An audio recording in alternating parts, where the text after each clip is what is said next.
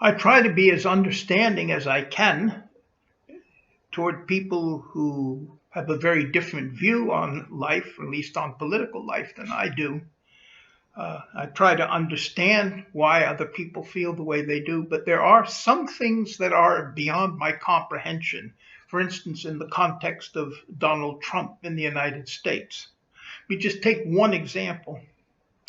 Trump put down John McCain, Senator McCain, who who made sure that his fellow soldiers were out of the way before he came. He put them before himself, and he was badly hurt, badly wounded. In fact, morally, partly wounded for life. And Donald Trump, a draft dodger, says publicly, I don't think people are heroes who are captured. I only think the ones who aren't captured are heroes. Very easy to say that when you're in the safety of the peanut gallery of your wealth and you're never being put to the test. And that's why I do not understand how any military personnel could possibly favor somebody like Donald Trump. It's just kind of beyond me. And then Trump has boasted also openly about how, yes, he's avoided a lot of taxes because he's smart. And I just wonder, some of these people who support Trump, I'm sure that they pay their taxes honestly, or on salary, they're probably compelled to pay their taxes. But they worship this guy. There's no resentment of the fact that he, with his millions, avoids millions of taxes. They have to pay taxes, and they still support him. There are things I do not understand. Those things are beyond my comprehension. This applies as well to here in Canada at the moment, where the Conservative Party has been riding high for the last year. Nowhere near a majority of Canadians, but frankly, in what's a three-party state, doing very, very well indeed.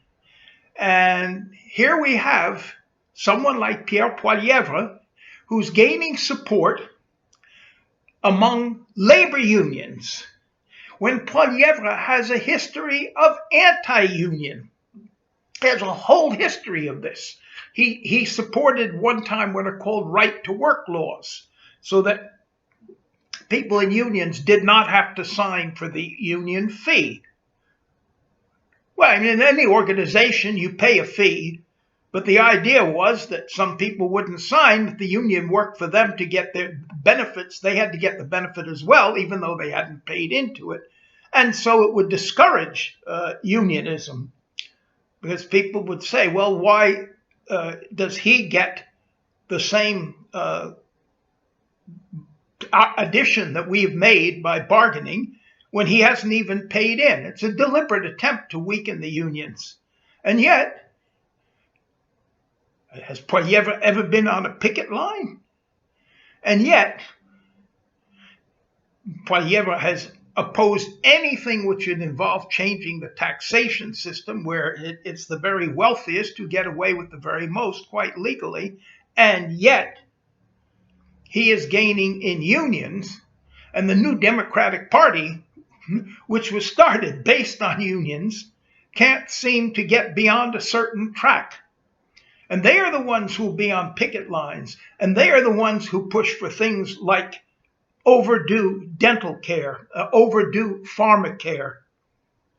And yet, more people, there are some in the youth who are moving toward the New Democrats, but basically, Poilievre has succeeded in attracting labor union support. And I have a hard time understanding that as well. And indeed, all over the world, the right has posed itself as being for the people, when in fact its policies are exactly the opposite. But people believe it. Now, I just want to say one more thing. In France, Marine Le Pen and her party have gained an awful lot of votes.